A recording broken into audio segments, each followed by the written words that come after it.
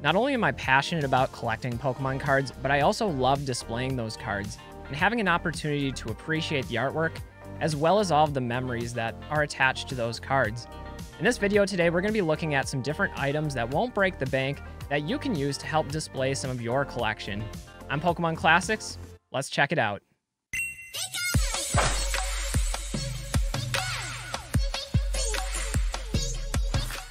Hey everybody, what's up from Pokemon Classics, reminding you that the classics never go out of style. In one of my previous videos, I gave a full tour of my Pokemon office, and this is something I'm really proud of, but it's, even today, still a work in progress.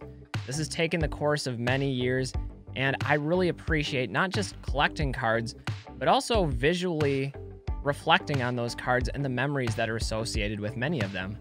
In this video, that's our goal, is to take a look at displaying cards, something that I think a lot of people forget about when they're focused on the financial side of collecting.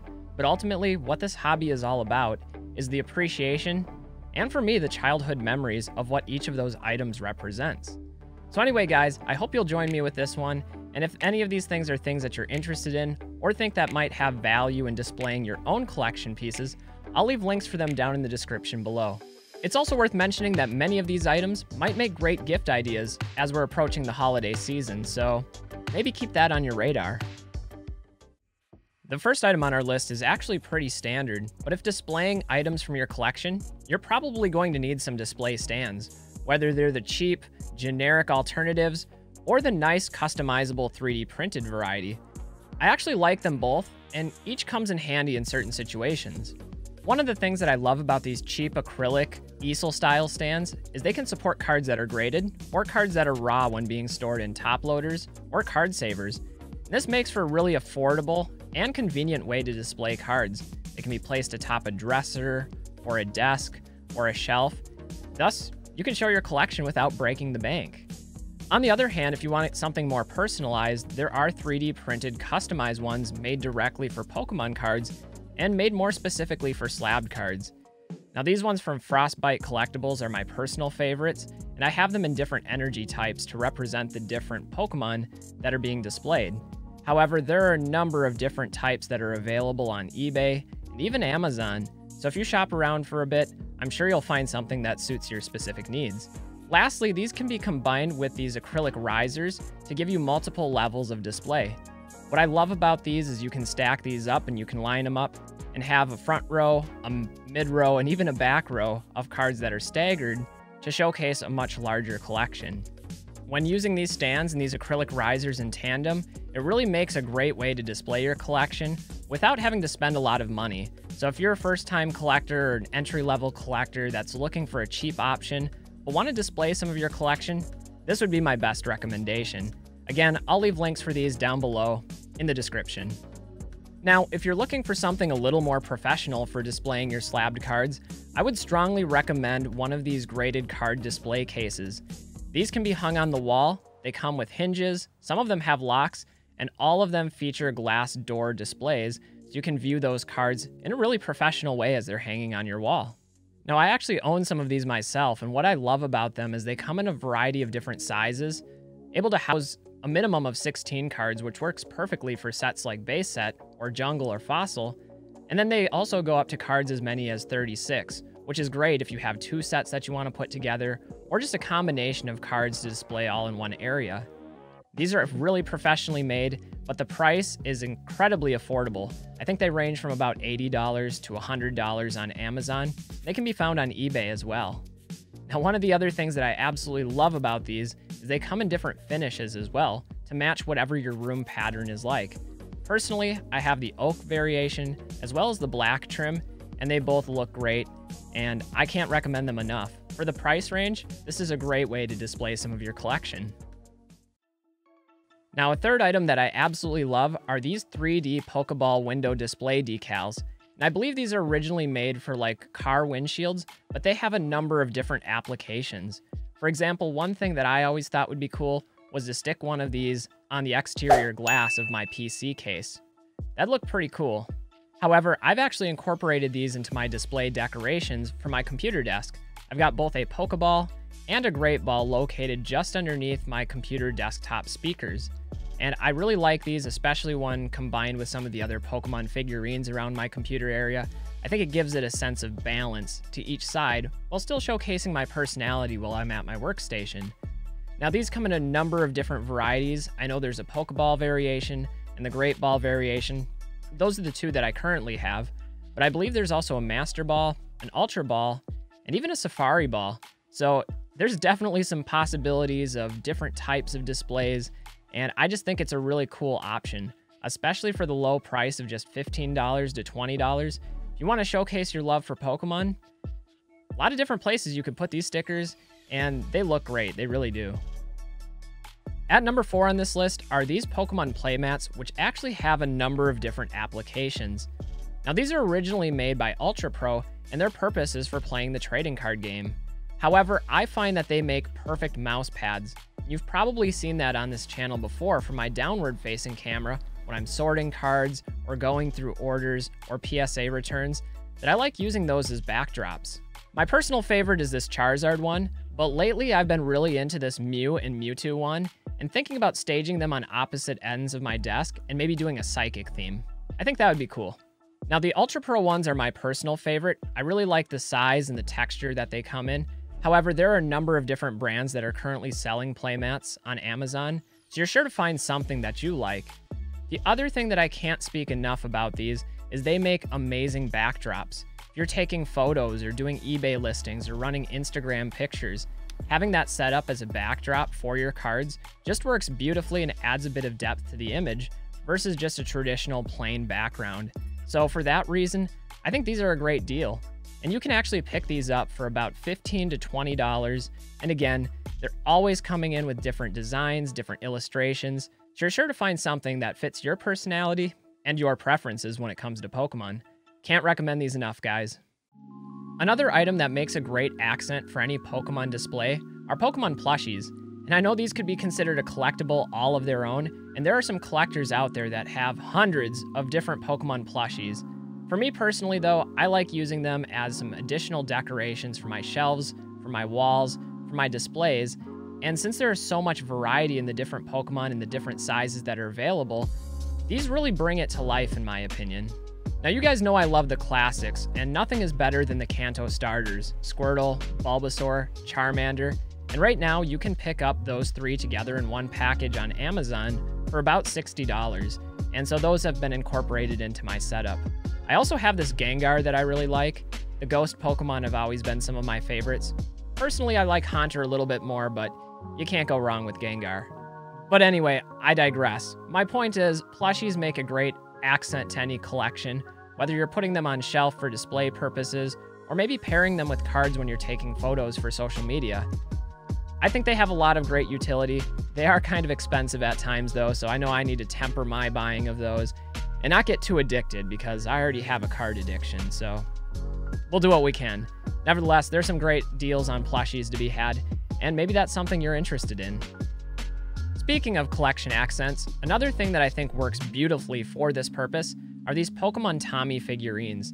These are really small, but they can be put around your Pokemon cards while you're taking photos and just add some extra life to them.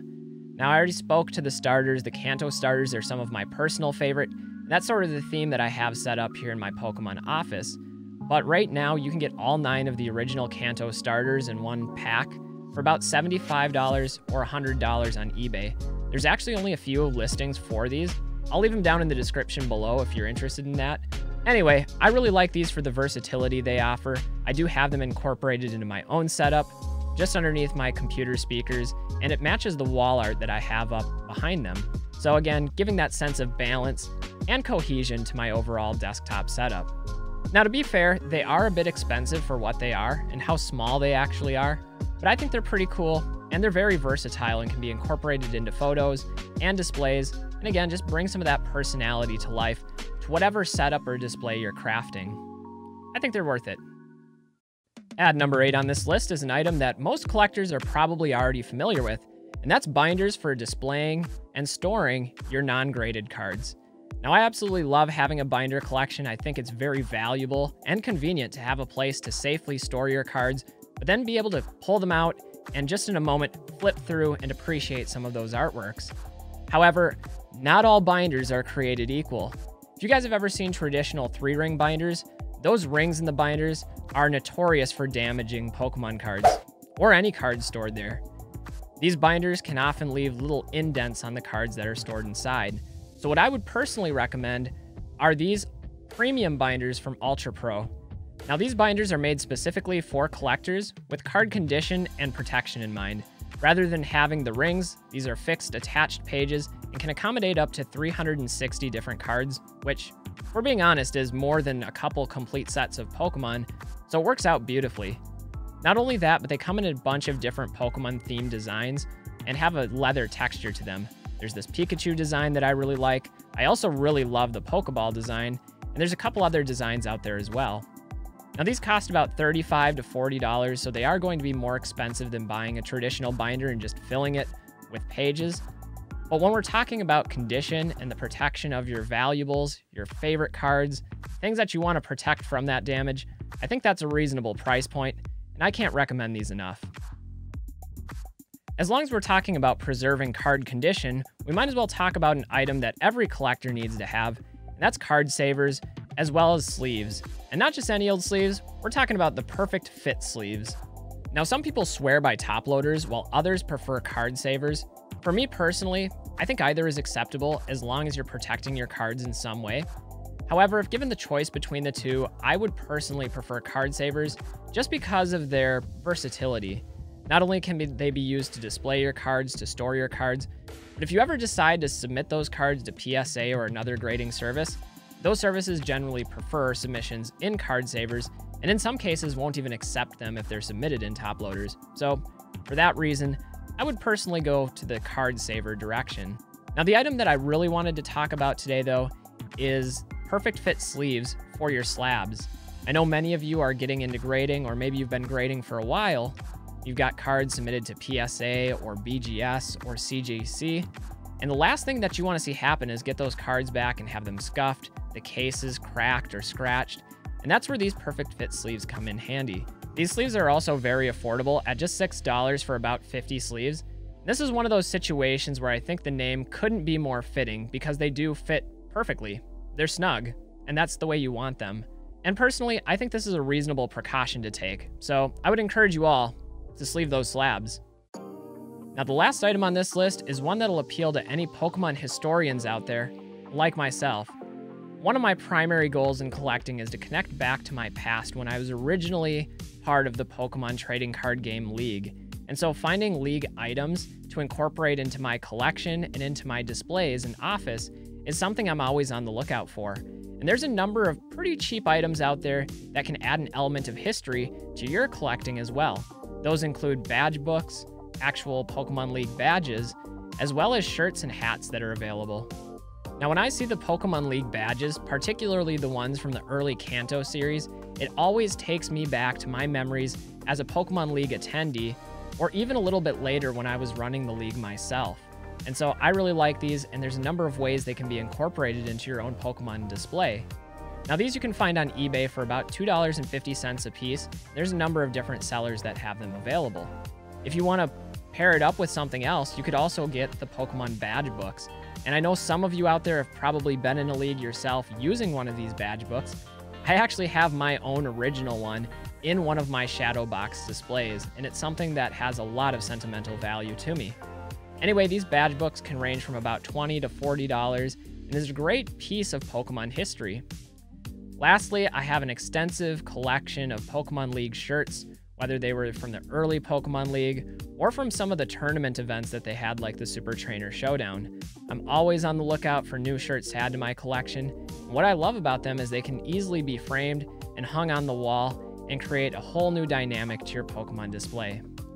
Anyway, guys, those are just some of the many Pokemon-related items that I would recommend for showcasing, displaying, and appreciating your own Pokemon collection.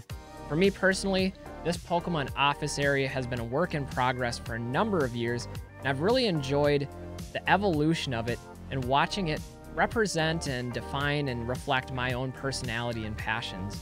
You know, I think sometimes we get so involved in the investment side and financial side of Pokemon that people forget why they're in this hobby in the first place.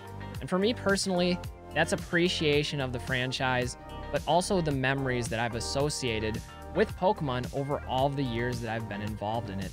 And you really can't put a price on that. So it's important to go back and to appreciate what we're here for. Anyway, guys, if you saw anything you like in this video, I'll leave links to everything down in the description below. And even if you choose not to buy anything, if you're not interested in displaying your collection, I would still encourage you to go back, flip through some of those cards, appreciate the artworks, and appreciate the memories that come along with those cards. That's ultimately what we're here for, and the best advice that I can offer you. I'm Pokemon Classics, reminding you that the classics never go out of style. We'll see y'all with the next video. Until then, live well, stay healthy, and have some fun. Bye, everybody.